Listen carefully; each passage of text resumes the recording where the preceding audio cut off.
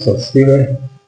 Ni Mwalimu Harrison Mzava, ninakukaribisha kwenye mfululizo wa mafundisho yetu. Nashukuru Mungu, tumekuwa na semina siku 5. Nashukuru kwa wale wote ambao mlishiriki pamoja nami, na baada ya mapumziko kidogo ya siku kadhaa, sasa leo tunaendelea na mfululizo wa mafundisho yetu kwa kadri ya neema ambayo Mungu amenipa, na kwenye madhabahu yake tutaendelea na maombi yetu ya kiti. Leo tukiangalia kutengua sheria ya kiti, tunaangalia kutengua sheria ya kiti. Tumekuwa na mfululizo wa mafundisho kwa habari ya viti vya enzi. Tumetoka safari ndefu kidogo. Kama tunaanza kufuatilia mafundisho haya popote ulipo kwenye taifa lolote, tumekuwa na mfululizo wa mafundisho juu ya viti vya enzi, athari ya viti vya enzi, kutengua hukumu. Tumeona vitu kadhaa. Sasa tunaangalia kutengua sheria ya kiti. Katika viti vya enzi kuna sheria mama. Tutakwenda kuangalia namna kutengua sheria ambazo zipo kwenye kiti. Kumbuka, kiti kinasimikwa kwenye taifa, kwenye kabila, kwenye ukoo au jamaa na kwenye lugha. Tuliona kwamba yule mnyama akampa yule joka uwezo wake na kiti chake cha enzi ili kufanya vita na watakatifu, lakini akapewa kazi, akapewa uwezo juu ya jamaa, kabila, lugha na taifa ili kuwashinda. Sasa tuangalie namna kutengua sheria ya kiti au viti vya enzi vya miungu. Kwenye kitabu cha Danieli 6:1 utasoma hadi 9 pale. Tutaona mambo machache hapa kutusaidia kutembea tena wiki hii. Danieli 6:1 anasema, ilipendeza Dario kuweka juu ya ufalme maliwali 120 wawe juu ya ufalme wote, na juu yao akaweka wakubwa 3, na Danieli alikuwa mmoja wao, ili wa maliwali hawa watoe hesabu kwao, mfalme asipate hasara. Basi Danieli huyo alipata sifa kuliko wakubwa na maliwali, kwa kuwa roho bora ilikuwa ndani yake, naye mfalme akazimu kumweka juu ya ufalme wote. Basi mawaziri na maamiri wakatafuta sana kupata sababu ya kumstaki Danieli kwa sababu ya mambo ya ufalme, lakini hawakuweza kuona sababu wala kosa, kwa maana alikuwa mwaminifu, wala halikuonekana kosa wala hatia ndani yake. Ndipo wale watu wakasema, hatutawapata sababu ya kumstaki Danieli huyo tusipoipata katika mambo ya sheria ya Mungu wake. Basi wale mawaziri na maamiri wakakusanyika pamoja mbele ya mfalme, wakamwambia hivi, Mfalme Dario uishi milele. Mawaziri wote na wa ufalme na manaibu na maamiri na madiwani na wa maliwali wamefanya shauri pamoja ili kuweka amri ya kifalme, ili kupiga marufuku ya kwamba mtu yoyote atakayeomba dua kwa Mungu awaye yote au kwa mtu awaye yote katika muda wa siku 30, ila kwako mfalme atatupa katika tundu la simba. Mstari wa 8, sasa mfalme, piga marufuku ukakisa kiki maandiko haya yasibadilike, kama ilivyo sheria ya Wamedi na Wajemi isiyoweza kubadilika. Basi mfalme Dario akayatia sahihi maandiko yale na ile marufuku. Bwana Yesu asifiwe. Tunaangalia leo kutengua sheria ya kiti. Sasa hapa tunaona tunaonaje mfumo wa utendaji kazi wa kiti. Wamesimama mawaziri na manaibu na madiwani, wamesimama kutengeneza sheria itakayombana Danieli, kwa sababu Danieli amekuwa ni mwaminifu, anafanya kazi kwa weledi, amepata kibali kikubwa kwa mfalme, amepata kibali kikubwa. Sasa wanatafuta namna ya kumpiga Danieli na kumweka chini. Sasa wakaona ili wafanikiwe lazima watumie kiti. Tunaposema kiti, mfalme alikuwa anatawala ile nchi. Sasa mfalme alikuwa na kiti.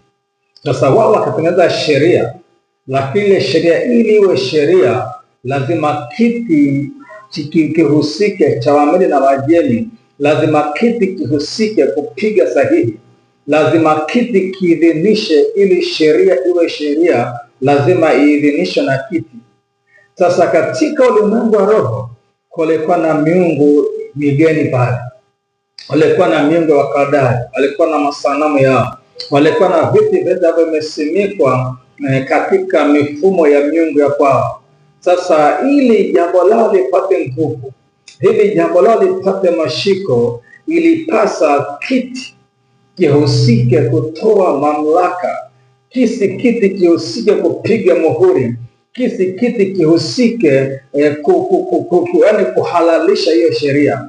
Kwa hiyo walipokutana manaibu, mawaziri na mawaziri na madiwani na maimu na kadiri ya mifumo ya serikali ilivyokuwa, wakaenda kutafuta kibali cha kiti ili kiidhinishe ile sheria iwe marufuku, na wakasema sheria ya Wajemi na Wamedi ni sheria isiyobadilika, kisha pigwa marufuku kwenye kiti, haibadilikaji. Bwana Yesu asifiwe.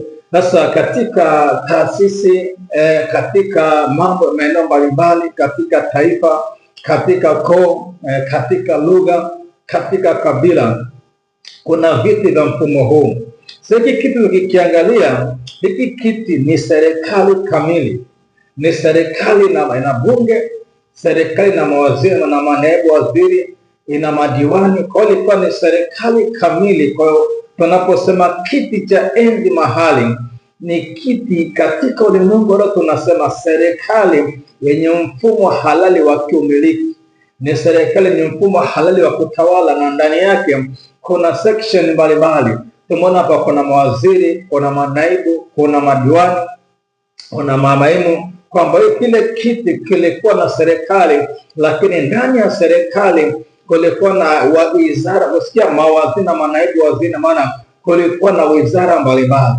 Kwa kutoka hapa kwenye kutengua sheria ya kiti, natamani tutaangalia sasa kuona namna gani kiti kinakuwa wizara, namna gani kiti kinakuwa serikali, na kinavyokuwa na bunge, na kinavyokuwa na katiba mama, lakini kiti hicho kikapenda sheria ndogo ndogo ambayo inaambatana na sheria mama kama katiba. Sasa hawa walikuwa na katiba ya Wajemi, kwamba katiba inasema ikitungwa sheria ya Wajemi na Wamedi haibadiliki, katiba inasema hivyo.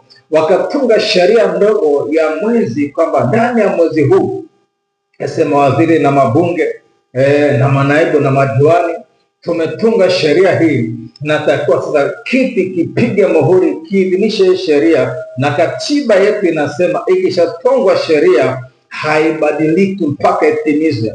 Ndio katiba. Kwa katiba mama ilisema sheria ya Wamedi na Wajemi haibadiliki, lakini sheria ndogo ndogo zinaliwa na katiba mama. Kwa wakatunga sheria, lakini sheria ililenga kumbana Daniel. Sasa wewe uko hapo kwenye familia, uko hapo kwenye ukoo wako, uko hapo kwenye kabila lako, uko hapo kwenye taifa lako, zipo sheria za viti vya enzi vimetungwa, lakini lengo vikubane ushinde kutoboza, lengo vikushikilie ushinde kuwa na ufanisi, lengo ushikiliwe ushinde kupata upenyo, lengo ushikiliwe ushinde kufanikiwa. Walitengeneza sheria ambayo itamfanya Daudi Danieli asimwabudu Mungu wake. Kama ili tumpate Danieli, tutengeneze sheria itakayombana kwa habari ya Mungu wake. Sasa vitu vidogo tu vya kawaida, kwamba kuna mambo ambayo kuna sheria zimetungwa kwenye vikundi vya ujasiriamali, wengine wanaviita sisi Mungu analeta vitu gani kama mnavyoita, lakini unakuta tunakwambia bwana, sasa wewe siku ibada ni Jumapili, wanasikia siku kukutana kwenye kikao chetu kwenye kikundi cha ujasiriamali ni Jumapili, na inawekwa muda ambao ni muda wa ibada. Sasa unasema ni kawaida, lakini kumbe ni sheria katika ulimwengu imekutenga na ibada. Sasa kuna sheria mbalimbali kwenye maofisi, kuna sheria mbalimbali kwenye taifa, lakini zile sheria katika ulimwengu wa roho zimesimikwa na viti vya miungu. Lengo ni kuwabana watakatifu wakose haki zao, wakose kumwabudu Mungu wao, washinde kumtumikia Mungu wao, washinde kuyatenda mapenzi ya Mungu wao. Kwa katika ulimwengu wa roho, viti vya enzi vikisimikwa mahali, lengo kuu la ile viti vya enzi ni kuleta mfumo wa kubana watakatifu washinde kumwabudu Mungu, ni kuleta mifumo ya kuwabana watakatifu. Kwa hiyo zinakuwepo sheria. Sasa hii unaona ni sheria inaonekana mwilini, na nimekupa ishara. Kuna sheria mbalimbali ndogo ndogo kwenye katiba za ujasiriamali. Kuna katiba mbalimbali zimetungwa sheria zao, ndani hizo sheria katiba, lakini kuna sheria ndogo ndogo. Sasa ninachozungumza hapa, viti hivi viko ulimwengu wa roho vya miungu migeni. Sasa katika viti kuna sheria ambazo zinakufanya mahali ulipo, ile sheria na kubana usipoitengua. Na kuna kulipa gharama. Ndani wakati imetungwa sheria, ilimpasa alipe gharama kuingia kwenye tundu la simba, akae kule usiku kucha ili kutengua sheria. Na Mungu alimwambia Daniel, usiogope, niko pamoja na wewe. Alipoingiza kwenye shimo la simba, Mungu aliandaa kule malaika akamsaidia, akakamata makucha ya simba, akakamata meno ya simba, hawakumdhuru. Kwa hiyo niseme neno jepesi kwamba kuna gharama unapaswa kuilipa ili kutengua sheria ya viti vya enzi mahali ulipo. Kuna vitu haviendi, tunahitaji kuchimba kuingia ndani zaidi. Somo la viti ni pana sana. Sio kuna watu walikuwa wanatafuta vitabu samani, vitabu vya viti vya enzi vimeisha, lakini nafanya tunakwenda kuchapisha vingine. Nimekuwa na vitabu tofauti vimeisha, lakini natarajia nafika kwenye semina ya juzi hapo Kilosa Kiomba, nilimaliza baadhi ya vitabu, niko tayari kutapisha. Lakini hiki kitabu cha viti vya enzi inakupa dondoo chache, lakini tunaona kwamba kwenye kiti chenye serikali kamili, ina mfumo wa kiutawala, ina majeshi, ina serikali, ina mawaziri na wabunge na manaibu na madiwani. Kwa mahali ninaposema kiti cha enzi mahali, nasema serikali mahali, inasema ni serikali iliyokamilika, ina bunge na mahakama, ina iliyosimama imara ili kuitengua. Tutapita namna ya kutengua sheria, lakini hatua kutakwenda Bwana pamoja. Tutaomba tuweke damu ya mwana kondoo ianze kupita hizo sheria ambazo zimekubana, hizo sheria za viti vya enzi kwenye ukoo, hizo sheria zilizotungwa na viti kwenye familia, hizo sheria zilizotungwa na viti kwenye kabila lako. Tunacha damu sikane kinyume na hizo sheria ili waanze kuona matokeo mapya. Baba, katika jina la Yesu Kristo wa Nazareti, Mungu ulimsaidia Danieli, ilitungwa sheria, ikapelekwa kwenye kiti, ikaidhinishwa na kiti, ikapiga na marufuku. Daniel ilimpasa kulipa gharama kutengua sheria. Nasi watoto wako tuko hapa Bwana mbele ya madhabahu yako, tunalipia jina lako Mungu aliye hai, katika jina la Yesu. Inaomba toba ya kila sheria ambazo zimetungwa na viti vya enzi. Hizo sheria zimesimama, zimetubana kwenye ibada, zimetubana kwenye hizo sheria za viti vya enzi zimetubana kwenye maeneo mbalimbali. Ziko fursa zetu nyingi, lakini zimeshikiliwa na viti vya enzi, zimeshirikiwa na sheria ambazo zimetungwa, zikaidhinishwa na viti vya enzi, zimetungwa na madiwani, zikaidhinishwa na viti vya enzi katika ulimwengu wa roho, zimetungwa na mawaziri wa miungu migeni katika ulimwengu wa roho. Ziko sheria ambazo zimetengwa ulimwengu wa roho, hizo sheria zikasimikwa ulimwengu wa roho, zikapiga muhuri, kapewa uhalali na viti vya enzi vya Mungu. Hizo sheria zipo ulimwengu wa roho, lakini madhara yake Mungu tunayaona katika ulimwengu wa nyama na damu. Ziko sheria tunaziona zimetushikilia kwenye uchumi, kwenye mahusiano, zimetushikilia mahali. Baba, katika jina la Yesu, nasimama na damu sinena mema kwenye kila viti vya enzi ambavyo zimetunga sheria. Hizo sheria za viti vya enzi vya Mungu ambao vimeshikilia watoto wako kwenye mataifa mbalimbali. Ziko sheria za viti ambazo zimepiga marufuku, ziko marufuku mbalimbali, na mtu utapenda kutafuta zile marufuku na kuzichanganua, lakini leo natusema ni damu isipite, ikapita kwenye mifumo ya viti vya enzi hiyo damu ya Pasaka ya mwana kondoo Yesu ikapite kwenye mifumo yote ya viti vyenzi ambavyo vimesimikwa mahali katikati ya jamaa, katikati ya kabila. Hizo sheria ambazo zinasimamisha, zinatuzuia kufanya ibada, hizo sheria zinatuzuia kuabudu, hizo sheria zinatuzuia kufanya huduma, hizo sheria zinatuzuia watakatifu kufanya mambo mema ambayo yatatufanya tufanikiwe katika jina la Yesu.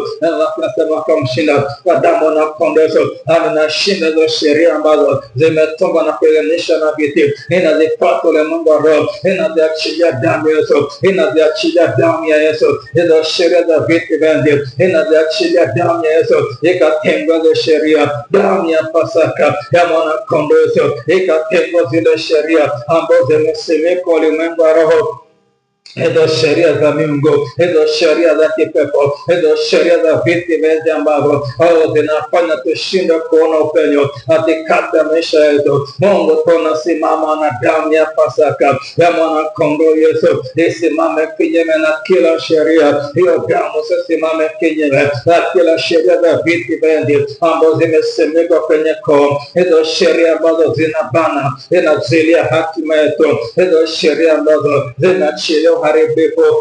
Tunasimama na damu ya Pasaka ya mwana kondoo Yesu Kristo wa Nazareti. Hiyo damu ya Pasaka ya mwana kondoo Yesu iweze kusimama na kutengwa hizo sheria ambazo zinabana maisha yetu, hizo sheria ambazo zinabana hatima, hizo sheria ambazo zimesimamisha ulimwengu wa roho, zinatufanya tushinda kuona upenyo. Hiyo damu sikapite kwenye kila sheria kwenye taifa, ila sheria kwenye mikoa, ila sheria kwenye majimbo, ila sheria kwenye koo ambazo zinatubana, na ziachilia damu ya Yesu. Hizo sheria tungwa na ikapewa hali na viti vingi, hizo sheria na ziachilia damu ya Pasaka ya mwana kondoo aliye hai. Asante Roho Mtakatifu, maana unatusikia. Asante na Baba, maana umesikia. Asante Bwana Yesu kwa damu yako ya thamani ambayo inanena kinyume na kila sheria, katika jina la Yesu, kwa damu ya Pasaka ya mwana kondoo Kristo aliye hai. Amen. Mungu wangu akubariki. Unafuatilia Facebook na YouTube, kadhalika TikTok. Naomba pia moja kwa neema, unaweza ka like, unaweza ka comment, lakini unaweza pia kama unafuatilia YouTube unaweza ka subscribe kwenye account yangu. Bado account yangu ni changa, unaweza ka subscribe, lakini tunakaribisha kushiriki maombi yako, share kwenye magrupu ya maombi, na Mungu awabariki sana. Mbona mmeshiriki kwenye semina iliyofanyika pale Kilosa Kimamba. Mungu awabariki ndio tulioshiriki kwa namna moja au nyingine. Mungu awatunze, Mungu afanikishe, awape kushinda vita ya viti vya enzi. Mungu awape kushinda changamoto zote. Mungu awape kushinda sheria zote za roho.